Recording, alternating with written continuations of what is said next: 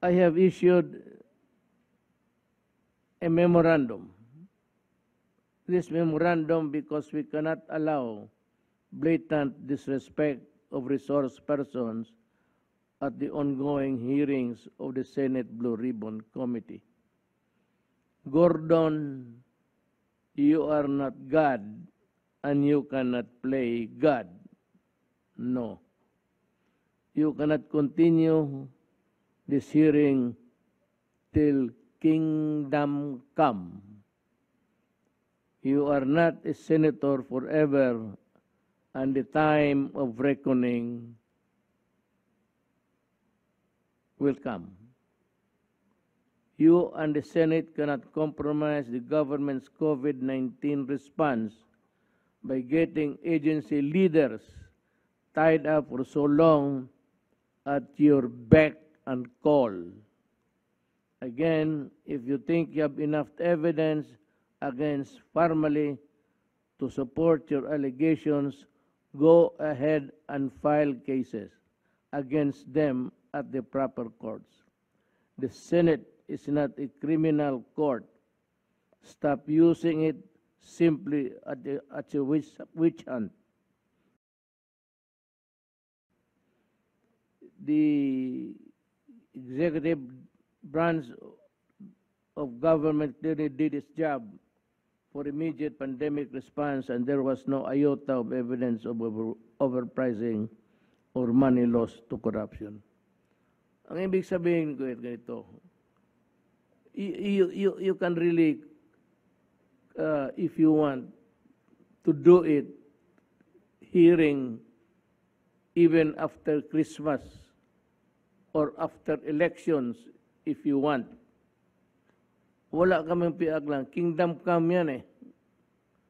Ang problema yung tao ko lang. Yung Parmali, I said, gustutin ninyo na gusto. Tear it, whatever you want to do with that company. Huwag mo lang isali ang mga tao ko. I am not objecting to your kingdom come. Pero huwag yung mga tao na iniasahan ko para magipaglaban sa COVID-19. Kagaya ni Secretary Valdez, kagaya ni Secretary Duque, may halos araw-araw may dumadating na mga bakuna, either donated or bought or went to our hands through other means. Halos nakikita ninyo araw-araw. He has to be there to supervise paano i-divide. Kasi sabi ko, do not be partial to any province or city. Haluin mo yan. Huwag mong ibigay ang isang batch o dalawang batch o lahat ng batch, ibigay mo doon sa isang probinsya. Kasi yun ang gusto niya. Hindi pwede yan. Hatiin lahat kasi lahat na bakuna, lahat may bisa yan as effective as the others. Actually, they are just the same. It's a matter of perception that one is higher in efficacy.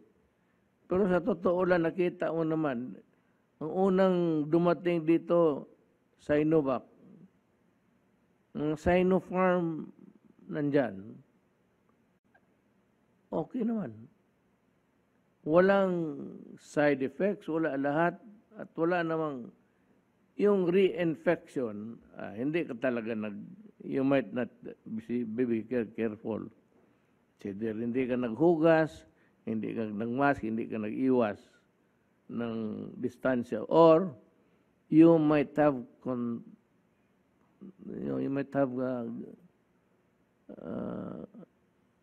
you got contaminated by yung kasama mo sa bahay.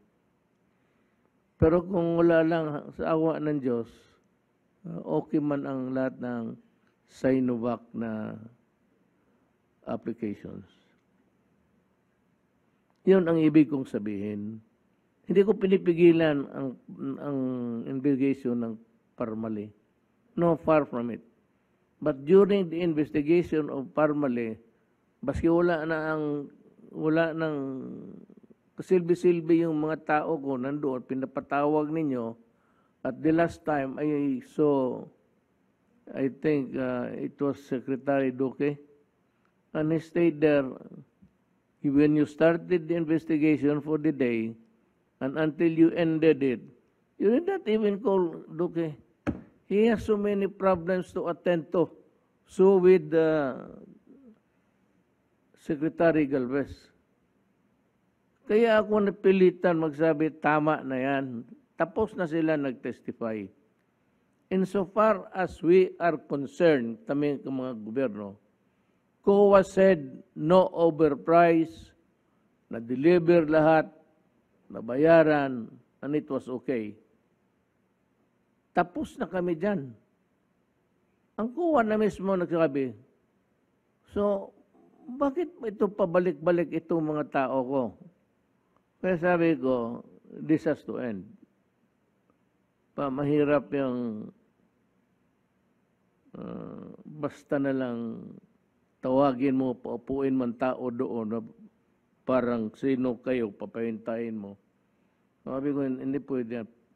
Hindi, nagkulang kayo ng respeto eh. That's the problem. Nagkulang kayo ng respeto. You can have projections before hearing kung sino yung tao na gusto ninyong tawagan at you can schedule, maybe after 2 witnesses, you can call Galvez and Duque for something na kailangan ninyong malaman. Pero kung tawagin ninyo, paupuin lang ninyo doon, parang nilalaro lang ninyo kami, nagkulang kayo ng respeto. Hindi para sa akin, para sa executive department ng gobyerno. Yan ang mabuti. Mabuti ang magkaintindihan tayo ngayon na respetuhin ko kayo kung magrespeto kayo sa amin. Pag binastos ninyo ako at ang kabinete ko and all others in the executive department, magbabastosan tayo nito. You cannot be higher than us, nor us higher than you. We are co-equal, co-ordinate, and ko-lahat. Huwag ninyong just swagger around as if you are any puta. Sino ba kayo? Masyado namang nilalagay ninyong importante yung sarili ninyo na basta gano'n na lang patawag ninyo ang... Kaya sabi ko, especially in the past yung mga military sinasigawan ninyo. Mga military, you have your own dignity to protect. Do not allow the Senate or any other agency to derogate your being. Hindi madali magsundalo. Ang kapital ninyo patay. Matay talaga kayo. Umigira. Ano pa? Ito mo nag-crash ilang sundalo ko namatay sa... pagka tinawag kayo, yung sa promotion, tapos sigaw-sigawan kayo doon, sabihin mo lang, ang sabi ni Duterte, we will not allow ourselves to be humiliated before the nation. Kasi na may TV yan. Either you respect us or we do not respect you. And you can stand up and go out of the Senate building. If you are stopped and arrested by the sergeant at arms upon an order of this any senator, just say, well, okay, I will just call, or somebody will call headquarters ko, and that headquarters would call me, and I would go there to get you. Hindi ako magdala ng sundalo, hindi ako magdala ng pulis. Basta pupunta ako doon, pipilitin kong papasukin. Ngayon, kung masaktan ako, ibang istorya na yan. Kung magpipilit ako papasok doon, kayo rin nag-umpisa ng gulo, eh di, tignan natin. Tignan natin how powerful you think you are. Maybe it's high time na ilagay kayo doon sa tamang pwesto sa buhay. Ganun lang minsan, nakakalimutan ninyo lalo na si... We thank the House for conducting lower house, Congress. We thank the lower house for conducting a neutral and unbiased hearing, and they have terminated it already. Balita ko, may witnesses ang Senate na pumuntan naman ng House. This development only shows na dapat talaga dalhin na itong investigation to the proper courts. Kung may nakita kayong mga crime dyan, maliit o malaki, dalhin na ninyo sa korte. Hindi naman kayo, sabi ko hindi naman kayo investigador. You do not pretend to be an investigator with finding so much fault there. It's the ombudsman or the prosecutor, whichever agency it may be filed. Hindi naman kami bumilib sa inyo na kakalkal ninyo yung investigasyon, may nakita kayo. Sabi ko, big or small, if there is, file the case. And that is for the people who are suffering. I am not taking the cultures for them. I'm just saying that they should be treated just like a true Filipino citizen. So kayong mga citizens of the Republic of the Philippines, alam na ninyo kung sino at ano ang mga, you know, sometimes an office, the way you handle, you conduct yourself while you are there, and you think that it is power, tapos ganun ka. That is a reflection yung pagkatao mo. So tignan lang ninyo kung sino yung Pilipino na magsigaw-sigaw sa kapwa Pilipino niya, tapos yung iba, ganun rin. May mga babae, ganun rin kabastos. Yung may inuduro naman dyan sa effective, fictional ball for you. Mga Pilipino, alam nila kung saan kayo ilagay. You know what? Ako kung sa ano lang, hindi naman ako naghanap ng damay kasi mag-retire na ako. Pero matagal na rin yan sila. Halos kaedad ko yan eh. Magdidiferensya lang kami ng mga 5 years. Ganun.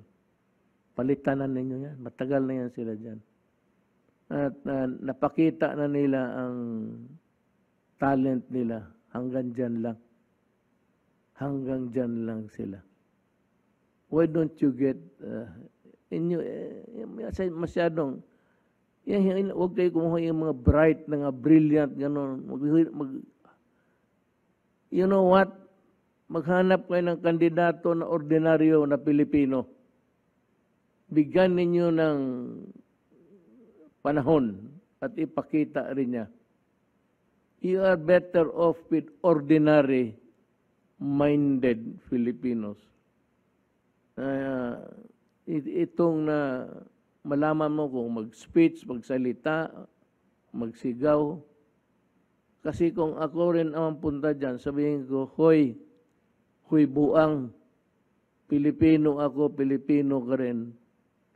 Ang problema lang na ilagay ka dyan sa position mo na hindi karapat-dapat. Time to correct this aberration. Panahon na talaga na I'd like to advise, not tell, advise the Filipinos na palitan na ninyo.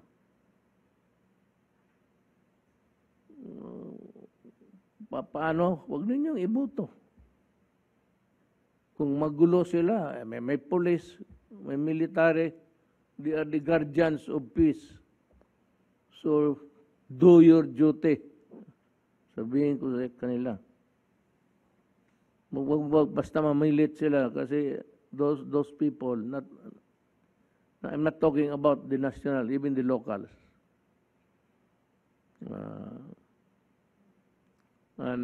My guidance to the DNA secretaries, walang pabor-pabor sa assignment. Pag hiningi mo yan, yung tao na yan, ibigay mo, itapon mo doon sa kabila. At yung kabila, kung mahiningi, kunin mo, itapon mo dito. Para neutral. At ako, paalis na. I'm warning everybody. Everybody. Kasama ko sa partido o hindi, o kaibigan kita o hindi, kalaban kita. Itong eleksyon na ito, wag kang magkamali. Kasi nandyan pa ako. Of course, I think the supreme body during elections are the COMELEC. And I will just also coordinate with the COMELEC. And I will not allow fraud, tapos yung mga tigas-tigas. May mga dyan, lalo na yung matagal na sa politika. Political warlords na may mga armas. Pagka ganon ang gawin mo, you terrorize pati kayong mga NPA, huwag kayong sumali. You are fighting another cause. It's a losing one. Pero huwag kayong makialam dito sa election at saka yung drug money. Malaman namin yan. Kung magtatapon ka ng pera, magbili ka ng boto, 1,000, 1 boto, titignan ka namin. Hindi ako mainggit na presidente na ako. Mag-retire na nga eh. Pero gusto ko na bago ako umalis, ay makatikim lang man ang Pilipino na malinis na eleksyon. I'm especially Mindanao, I am appealing to the leaders, both sa lahat ng tribo, na huwag kayong kasi I said, if you do not follow a peaceful path in the elections, papuntahan ko kayo ng army pati police. Disarmahan lahat ng tao, kulungin ka. Ako na ang bahala magsagot kung bakit ka kinulong. Basta magterorismo kayo.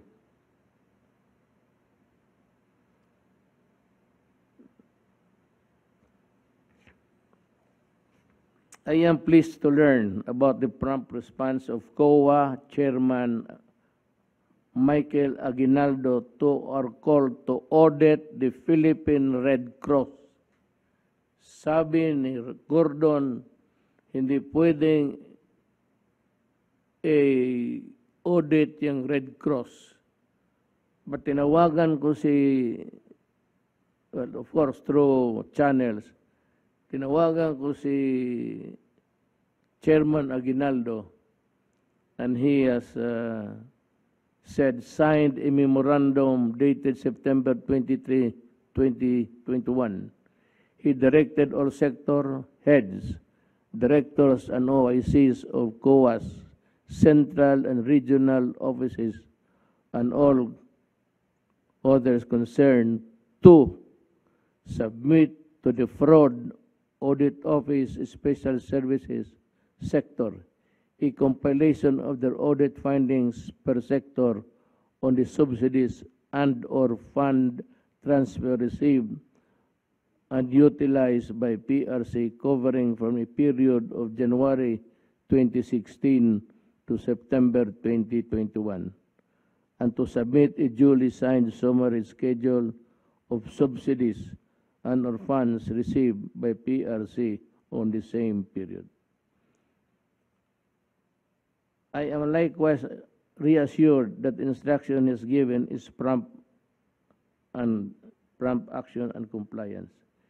This is really a very welcome development, and I commend our Solicitor General for his quick as well as his COA Chairman Aguinaldo for paving the way for the long overdue audit of the Philippine Red Cross. Ang inatasan ko kasi dito na to ask Chairman Aguinaldo to conduct the audit, si Solgen Calida, Solicitor Calida wrote Aguinaldo, at ang sagot naman ni Aguinaldo was a prompt one by initiating immediately an auditing program.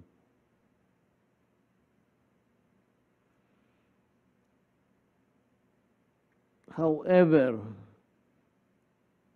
may I remind COA of their constitutional duty to collect the 140 million pesos notice of disallowance issued against SBMA during Gordon's time, and was stated in the demand letter of SBMA Chairperson and Administrator Wilma Isma, dated August this year, which was sent via registered mail. This has been fully sustained by the Supreme Court as final and executory. Alam mo itong 146 pera ito na nagamit ng SBMA during their time, ito 146 million, ang 86 million dyan was attributed to Gordon alone. Siya yung humawak ng 86, napunta sa kamay niya. So gusto ko kunin pati yung part of the 146, yung iba, kunin na nila, let me see, let me recall my law, baka, matagal na ako wala sa practice baka magkamali ako. Pero, as far as I know, pag yung disallowance maging final and executory, kasi nag-appeal ka, nagtalo ka, pumunta ka ng Supreme, talo ka, tapos final and executory, I think you can ask the sheriff to levy and collect. Correct ba ako dyan? Yeah, to execute the decision. Tapos yung levy, kunin na nila. That is the sheriff. It is the duty of the sheriff if there is a request. sayang yung pera, makatulong pa yan kasi ibigay natin kay Secretary Galvez pangdagdag ng bakuna. Yan. Yan ang purpose ko, bakit interesado ako. There is never enough in this government. That 186 million would go a long way to buy so many vacunas needed by the Filipino people. So, when you go to the kampanya na, remember the 146 million and the 86 million of that went to the hands of Gordon. Nagmamakalinis ka. That's what I'm saying. You have practically painted everybody black because you want yourself to appear white. That is the problem, Gordon. Bayaran mo, marami ka namang pera dyan. Personal mo yan eh. Yung disallowance, personal mo yan. Ibig sabihin yung 86 million na punta sa kamay mo, hindi mo yan ginastos ng husto sa gobyerno.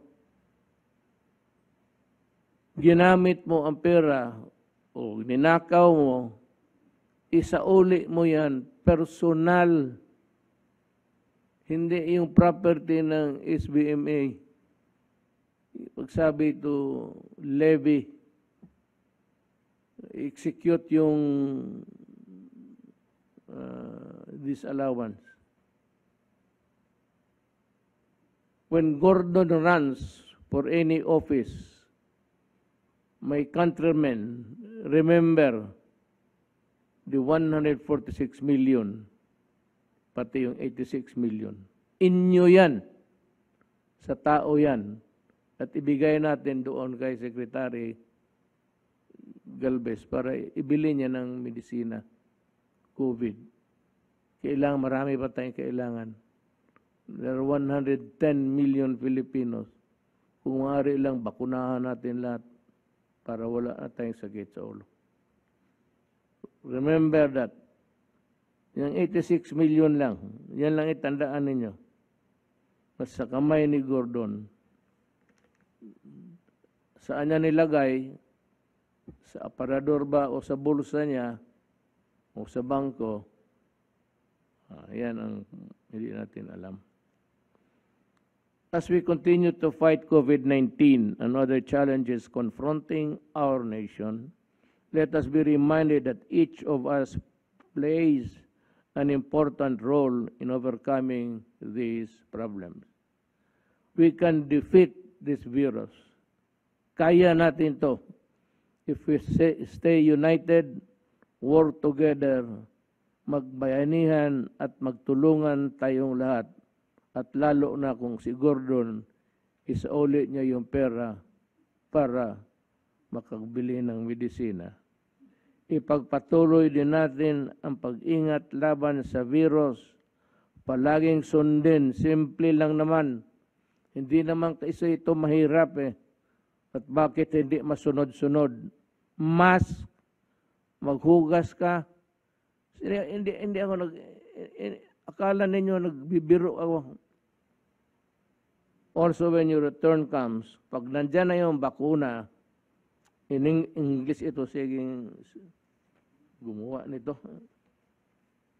Ang sabi dito, pagdating sa panahon, nandyan na yung mga bakuna, magpila na kayo dyan. Pero, the barangay captain should be the one in control. Huwag mo papilahin lahat. I-divide mo. Kayo, balik kayo dito alas 3. Alas 4, balik kayo dito. Alas 5. At saka kung ulan, sabihin mo yung mga tao, uwi na muna. At hintuin yung kulang. Kung may gym, doon kayo sa gym. Huwag kayo magpaulan dyan. And the barangay captain should see to it na walang mabuhusan ng ulan. Barangay captain talaga yan pati mayor. Everything there that is, detrimental to the health of the people, the mayor and the barangay captain play a very important role on that aspect. So, sayang lang ang buto rin ng tao kung, lalo na yung mga barangay captain. Kaya ako, pag nakita ako, patapos na ako, pero pag may nakita ako na nagpaulan yung mga tao, either pupuntahan kita o ipatawag kita dito. Sa isang tanong lang ako, bakit nanalo ka? Yan lang. Puntahan kita doon sa maraming tao, harap ng barangay, sabihin, Kapitan, halika. Bakit ka nanalo sa eleksyon? Pagdating mo dito, time na ang cabinet meeting, paupuin kita dito sa tabi ko. Tapos tanungin kita, bakit nanalo ka? Yan lang. Yan lang kasi wala na akong ibang maistorya sa inyo. Okay, gusto ninyo ng istorya politika, istoryahin. Pero ako, nakita ko na sa rating, huwag na tayo magbulahan. Tinatanggap ko yan lahat. Tanggap ko ang husga ng taong bayan. Simple lang. Ayaw nila ako maglaro pa ng politika. Gusto nila umuwi na ako sa Davao. At maghintay ako sa maraming dyan na kaso. Hintayin ko kayo. I will prepare for my defense na yung ICC na yan, pati yung wag lang kayong magsinungaling. Kung totoo lang, total may record naman. Huwag kayong mag-imbento na yung namatay ng malaria dyan, pati ita-charge ninyo sa akin. Kalukuhan na yan. Hindi na justice ang hinahanap ninyo yan. Ibigay ko sa inyo. Hindi ko kayo tinatakot. Huwag lang ninyo akong dayain sa ebidensya. Sabi ko naman, before I forget, maraming mga pulis dyan, pati opisyal, they are scared. Parang ano daw mangyari sa akin. Sabi ko, tigas ng ulo ninyo. Di ba sinabi ko, anything na ginawa ninyo in the prosecution of the drug war, for as long as you obey the law, I will protect you. Akin yan. Akin, hindi inyo. Ako ang sasagot yan. At kung may magkulong man, ako na ang magpakulong. Pagpasok ko sa prisuhan, sa umaga, sa gabi, dalhin niyo ako doon sa likod at umuwi na ako sa bahay. Alam mo, sino bang gagawang magpakulong ng ICC? Ang kaharap ko, puro mga puti, mga tangina. Pilipino ako, hindi ako international body. May sarili kaming judicial system dito. Huwag kayong makialam. At saka sinabi ko, you never acquired jurisdiction over my person. Iyan talaga ang totoo. baski anong baliktarin ninyo. Baski ang ICC, baski yan dito. Kung i-base mo yung visa ninyo dyan lang sa yung wala yan. Pero ako, I will sa ano ba yung yawa na? Ito. Yung attendance. Itong memorandum ko to na yung taga-executive department. Yung taga-formalin, bahala po. Formalin.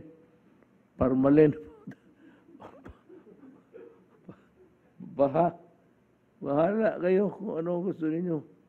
Kingdom come, balutin ninyo ng formalin yung pamalin.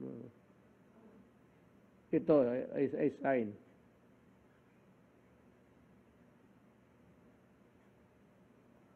Pag tinawag si Roque, alam mo ang gawin mo, Secretary Roque, tanggalin mo muna yung salamin. Hindi dito.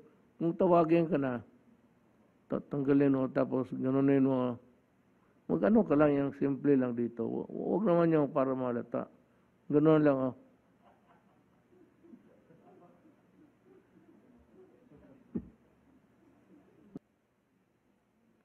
Again, if you think you have enough evidence against family to support your allegations, go ahead and file cases against them at the proper courts. Stop using it